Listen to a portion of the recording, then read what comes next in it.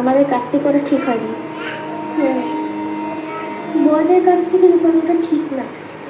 আর মিথ্যে কথা বলা তো একদম ঠিক না।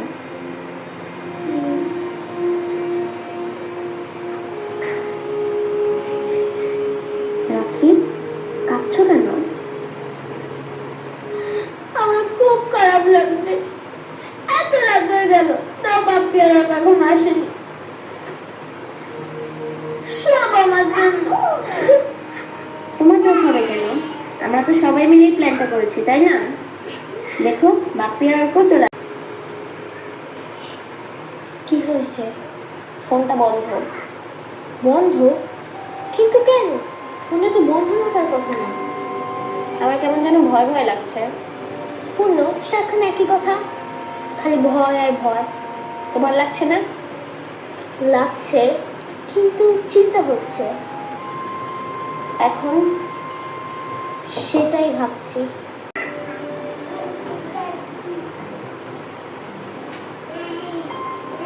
একজনের বয়স 8 বছর, আরেকজনের বয়স 9 বছর। কখন হারিয়েছে? স্যার সকাল পর্যন্ত ছিল আমাদের সাথে, কিন্তু এরপরে বুঝতে পারছি না কোথায় গিয়েছে। সকালে হারিয়েছে, আপনারা রাতে এসেছেন কেন? আমরা সারাদিন খুঁজেছি ওদের, কিন্তু কোথাও পাইনি। বাধ্য হয়ে এখন আমরা আপনার কাছে এসেছি।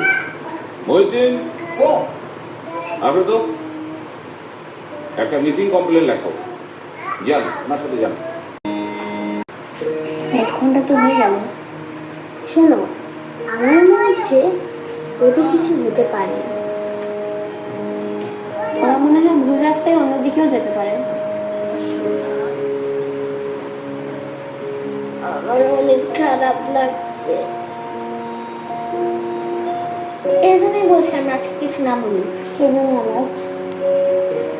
আমি তো কাউকে কিছু বলিনি। আমার খারাপ লাগছে, সেটা বলবো না। খারাপটা আমাদের সবারই লাগছে, কিন্তু দেখো, ছোট খালামণি আর ছোট মামা এখন ঠিকই কথা বলছে। আমাদের কাজ তো হয়েছে।